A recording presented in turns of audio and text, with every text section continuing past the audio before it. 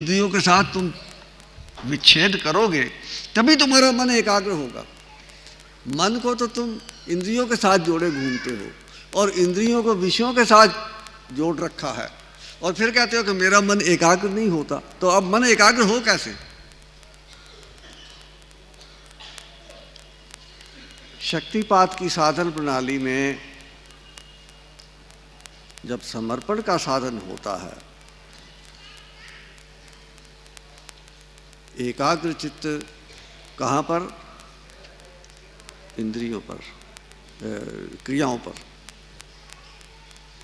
दृष्टा भाव में स्थित होकर और समर्पण भाव को अपनाकर और क्रियाओं को देखते रहना, जगत से संबंध हट गया, जगत का विषयों का संबंध विच्छेद हो गया और आपका लक्ष्य जो है वो क्रियाओं के ऊपर टिक गया। दृष्टा भाव में स्थित होने पर और समर्पण भाव को अपनाने पर जब आपका लक्ष्य एकाग्रता के ऊपर स्थिर हो गया तो आपका मन का संबंध इंद्रियों से भी कट गया। अर्थात स्वभावतः ही आपका शम और दम ये दोनों सिद्ध हो जाते हैं।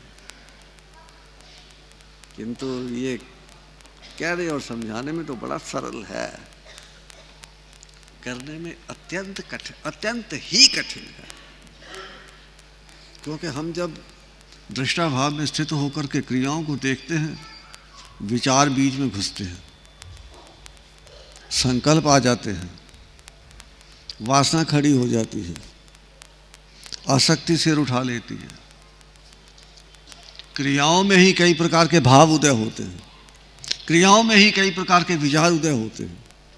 वो जो क्रियाओं में विचार और भाव उदय होते हैं वो फिर मन को भी तरंगित कर देते हैं और फिर मन को इंद्रियों से जोड़ लेते हैं। जब साधक का मन साधन करते करते इंद्रियों से जुड़ जाता है तो उसका साधन समाप्त हो जाता है। ये प्रत्येक साधक के साथ ये बड़ी भारी समस्या है और इसी समस्या के कारण साधक आगे नहीं बढ़ पाता। उसका अहंकार बना रहता है, उसकी आसक्ति बनी रहती है, उसके विकार बने रहते हैं, उसमें विचारों की और भावों की बाढ़ रुकने का नाम नहीं लेती। तो यहाँ कहा, सारे जगत के तार अनेकों, चंचल मनवा सबका, अर्थात जग का, सबका अर्थात सारे जगत का जो मन है वो चंचल है, कई तारों से जुड़ा हुआ है। कोई कभी कोई बजत है, कभी उधर मन जा रहा है, कभी उधर मन जा रहा है, कभी उधर मन जा रहा है, कभी क्रोध आ रहा है, कभी लोभ की वृत्ति उदय हो रही है, कभी शांत भाव आ जाता है, कभी एकदम उत्तेजित हो जाता है। और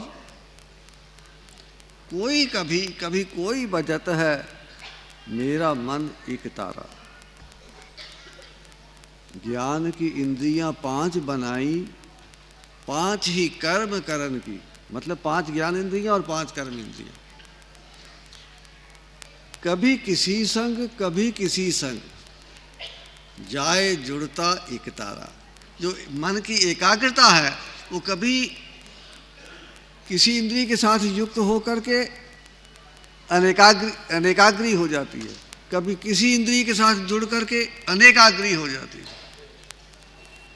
क्योंकि कई विषय हैं, कई दृश्य हैं, कई प्रकार की भावनाएं हैं। तो फिर हर इंद्रिय के विषय अनेकों, दृश्य अनेकों प्रकट करता, एक विषय कभी जाए दूजा, कभी एक विषय पर जाता है, कभी दूसरे विषय पर जाता है।